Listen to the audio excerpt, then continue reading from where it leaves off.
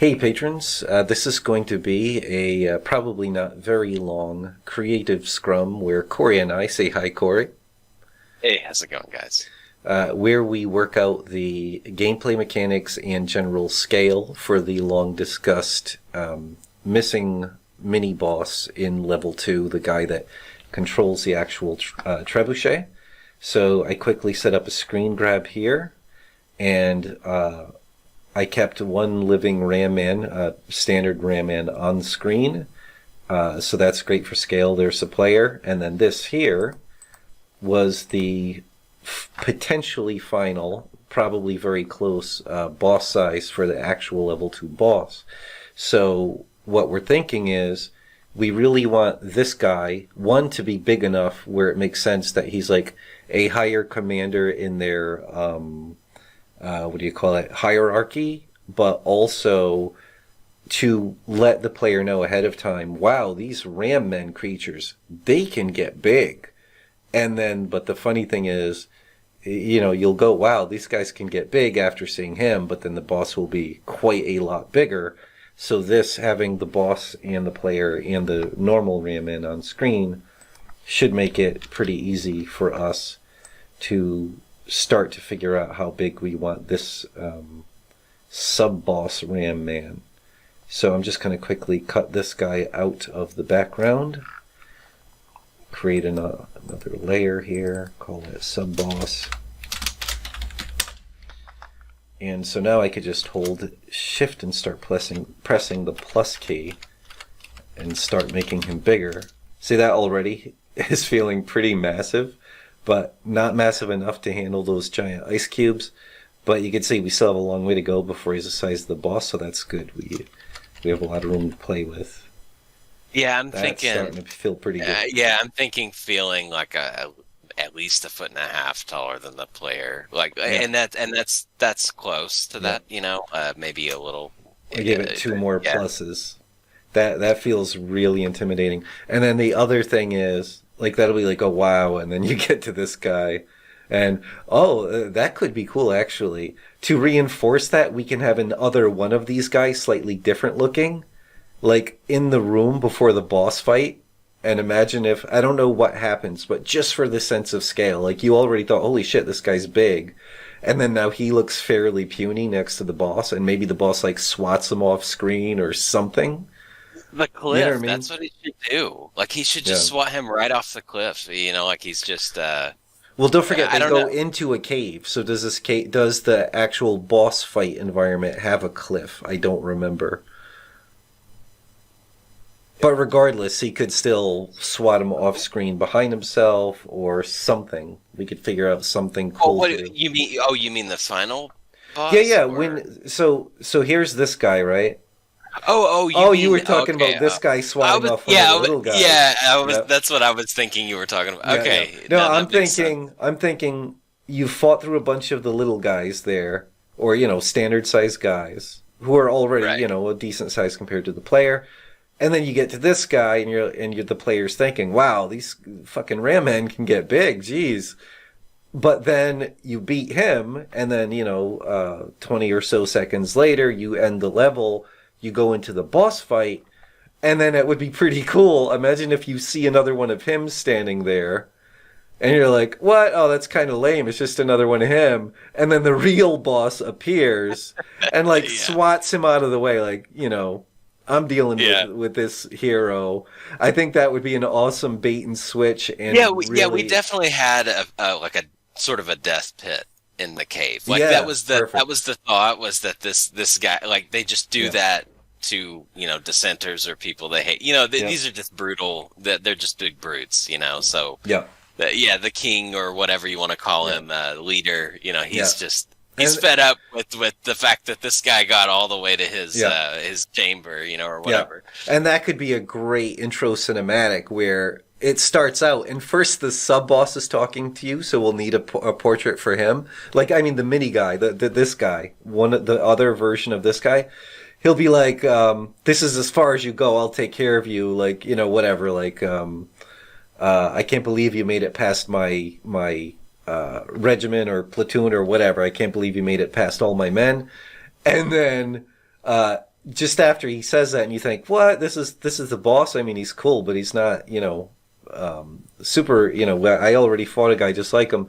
Just as the player's thinking that, the real boss slams down from up off screen, right. And like swats him off and says, "You've basically a Darth Vader, like you've failed me for the last time," and he goes flying down into the pit. And then the real boss fight starts with his own real dialogue. Like after he says that, like you failed me for something like that, then he would address the player.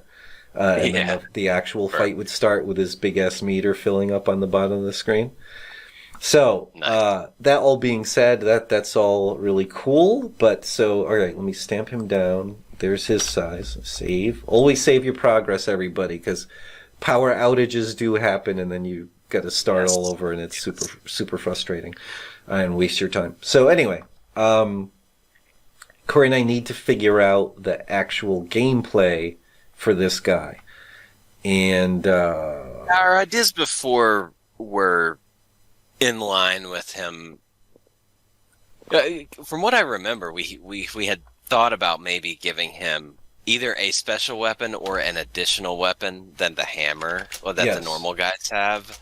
Yeah, but I'm open to making sure this fits like the gameplay we've established here with his powers, with these thunder powers. So what we wouldn't want is to design him in such a way to where you can just spam him with lightning and just kick his butt too easy or something. I definitely think this guy. I think let's get rid of. You've already fought a lot of guys with the Molotovs. But I have a cool idea. So there's guys with the regular hammers and there's the like a warhammer or pickaxe or whatever. And then there's the guys with the Molotovs. So what I'm thinking is now's the chance to finally implement that thing I mentioned for the Molotovs, because now it's great. Like we know for a fact that he's only going to be here locked on a flat screen. So what I'm thinking is let's give this guy a really cool special hammer that's obviously big, and so not only can he attack it, but we can give him a special attack that when he hits the ground with it, it sends a flame column going across screen that you'd have to jump over. Does that make sense? And what we could do is also give him a shield and maybe make it so that if he's blocking and you hard attack his shield several times, it can break or something like that. Or just make it in the gameplay that you have to, you can always get over him, get him to turn around or counterattack when he's attacking or recovering from his attack. Right. Yeah. But that certainly makes him feel extremely different from these guys, and the gameplay will be. And so, like different. In terms of like the lightning, like he would just block that too, I guess. Or, I mean, I'm just thinking about how that lightning power spreads out from the player. Like the two. Right. I think we can get away with that if we make the shield look pretty cool and give it maybe a largely blue. Maybe give it a cool ram head motif or something, and make it look a little magical. And we could even make a nice magical effect to make it look like the lightning is kind of getting dissipated. You know what I mean? Make it look like he's actually got some pretty impressive magical artifacts that aren't as powerful as like one of the main magical artifacts in the game.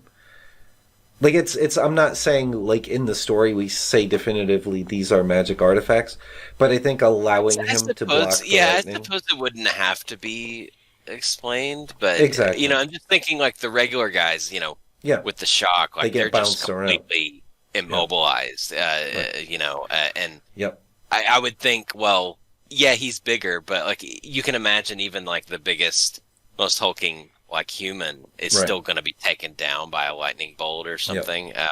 Yep. I'm thinking don't let the player break his shield. Let that be part of the gameplay. That very likely, if you do those standard magic attacks, he will go into a cool looking block bracing animation. He won't get the electrified effect.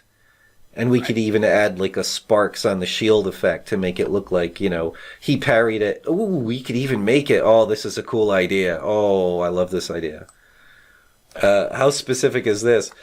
We could make it so that the shield has a sharp prong or two coming down out of the bottom of it.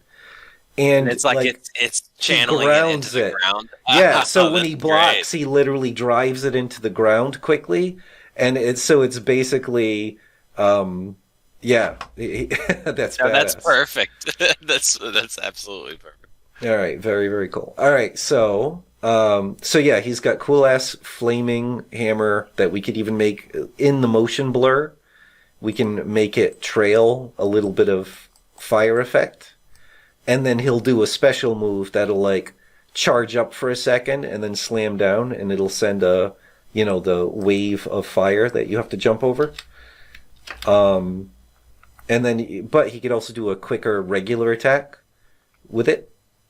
Yeah. So let's see. So there's block, there's regular attack, and there's fire attack. And then we just give him a lot of hit points, and I think that's probably enough. Were you about to say something, Corey? Do you think we should do... Because they are ram men, and I know for our final boss in this level, he actually does that dash ram move. Yeah, but I think that's a magic one completely based. I don't think he does a regular one. It's true, but I'm wondering if, like, since he's a ram man, maybe he can at least do some form of a dash attack ram sort of thing. I know he's got a shield though. Yeah, but like maybe there's something. Yeah, even if their instinct is to ram because they're ram creatures, I'm perfectly fine with him leading with his shield to ram, which would make it especially more apropos that the shield at the top has a ram motif.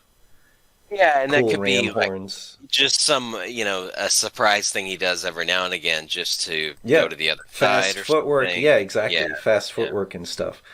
I like that idea. So I think you have a notepad type thing ready? Yep. All right. So this is what I can think of so far for the animation list. All right. So let's give him an idle, which will come in handy because we could basically just do a quick repaint for that boss intro scene in the actual boss, level 2 boss. With the other variant of this guy that's like the commander or something.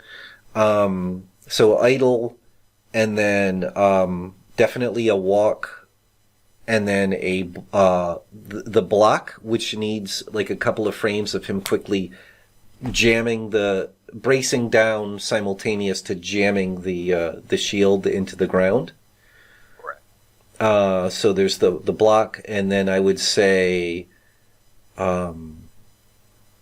let's make a 2 or 3 frame special animation of a successful block, where there's just a little bit of impact, and we can add whatever special effect we want while that block frame is happening, or quick block animation is happening. Like for now, keep it basic because it's got to function as both a successful block against a regular attack or a magic attack. You know what I mean? Yeah, and the difference could just be an effect. Yeah, exactly. Yeah. And then there is, we'll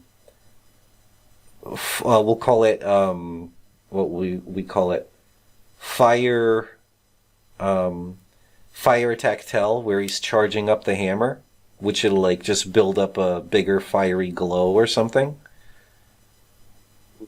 Like up at the head, And that needs to be, like, this is a magical hammer, right? Like, I mean, yes. No, this is definitely a magical hammer. Yeah, okay. So, like, I picture him, like, raising it higher than usual. It builds up the glow, and then it's already nicely raised, so then he quickly slams it down, like he swings it forward into the ground. So it's its own attack, slamming in front of him, but when it hits the ground, that creates the fire effect that goes across the screen. So there's the tell, and then there's the actual attack, and then we'll need a few frame recover from the attack. And it would be good to make them as separate animations. So there would be fire attack tell, fire attack, and then fire attack recover. That makes it easier to program when the player can hit him or not hit him and all that stuff. And then there's ram tell, and then we should give him like a ram recover where he's kind of skidding to a stop after his ram attempt. Yep. And then, let's see. And none of these animations, like the animation style for this game it's not fluid. It's very classic arcadey, you know what I mean? So it's all about having nice keyframes and not a ton of frames. So, do we want this guy to have any vulnerable moments to your moves? Like, I mean, I know we can probably make him challenging enough with this sort of normal set of moves, but I'm wondering if we want to bother with like, oh, there's a special thing you can do to defeat this guy more quickly, like in one of his moments. Yes, definitely. I think that's something we want to do in both for the boss fights of Metro Siege and in Daemon Claw quite a bit, is these, reward the player visually and gameplay wise when they have really good timing, and make sure there's always these special moments that this guy is especially susceptible to counterattacks in this particular way. So for this guy, I think it totally makes sense that when he's in the recovery animation from the really strong attacks, that's when he gets more damage. And then we could do like what we did for the level 1 boss and make it, if you want to do, we could either do we do for the regular players, how there's like the electrocuted version of the regular rams. So we could do it so that if you really catch him off guard and you have the lightning power, or you hit him with the lightning magic when he can't block, that's when we have the electrocuted hurt animation. Oh yeah, so yeah, in the animation list, there's regular get hit for if you're not hitting him with power, you're just hitting him, and then electrocuted hit.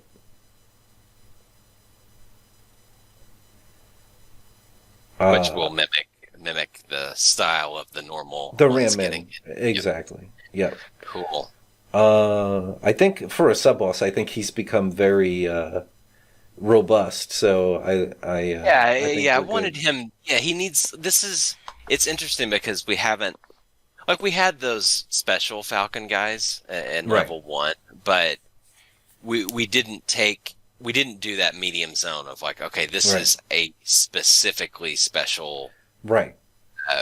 Like very, very unique behavior that it's a little more complex than a regular guy. And I think this is a good thing to have. Yeah. Because, we had this final fight with this giant ram guy, and that one's going to be massively complex, just like the Falcon boss, but I like this idea because up until this point in this level, you're just kind of getting those ice blocks, and there's not really otherwise it's mostly normal enemies, and I think this will be like from a gameplay perspective, just a really rewarding fight to get to after all that. After you're like, oh man, this was a grind up this mountain, and then you got to face this guy. So yeah, exactly. For the level 1. We were really following the level 1 template, so to speak, from Black Belt, the old Sega 8-bit game, Master System game, where the kind of sub-boss was really just... they weren't anything really special, and they just came at you from both sides, basically, if I recall. But eventually they did introduce tougher, more unique sub-bosses, like the super annoying guy that can hack the hell out of you with his sword, or the big fat guy in the end of. Man, we struggled with that game. Like it's that's a rewarding one though to get good at. Really good at. Yeah. The big mystery still to me is learning exactly when and how and why the hell Rita. Like, what exactly do you need to do to make her not invulnerable 90% of the time, even though it's acting like, and playing the animation like you're successfully hitting her, but it does no damage. The only way that fight would have made sense is after you defeat her, it just turns out she's a robot. Exactly. The But, humanoid yeah. face catches on fire and reveals a Terminator skull under there. But anyway, so awesome. I think we have the size established. Definitely, I would say we probably want to avoid a helmet type thing because I think the boss is going to have a really cool helmet type thing going on, the level 2 boss. So I would leave that out, but you might be able to come up with something cool. Ooh, maybe give him like a almost Minotaur like nose ring as a sign of status, like a gold nose ring. And whatever else you can come up with. Maybe even, like, he's big enough, you could have his goat ear sticking out. Maybe give him, like, a gold ring coming out of his ear, too. Aside from that, just more heavily armored, cool ram-based shield with the kind of bottom spikes so that he can ground himself. And then, yep. And keep in mind, while you're designing him, that you need a way to quickly and easily do a repaint to make a slightly different character very quickly later on, just to save time for that disposable boss intro cinematic later. Yep. All right. Awesome. I think that's the full move list. We can definitely start there. It's a shame he's so big that I almost feel like we should make him collapse before he blows up. Like a boss does. Like him being so big and so cool, it would feel kind of cheap if he just blew up in one explosion, poof, you know what I mean? Yeah, that's a good point. I mean, he could have a special death somehow, but I don't... Yeah. Like the level 1 boss, he collapses and then a bunch of explosions happen. You know what I mean? As he disappears. Right. It could just be like a follow through from from his final hit, whatever that is, whatever pose he's in. It could just be, a quick, fall quick over. He goes down. He doesn't really have to drop his stuff necessarily. It doesn't have to be complicated. Right. But just fall and boom. And plus, if he did drop his stuff, you'd want to get that cool stuff.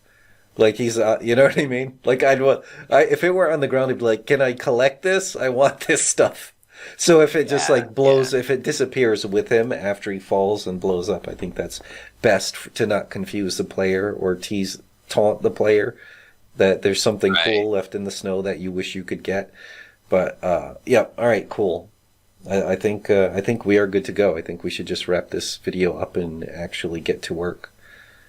Yep, sounds good.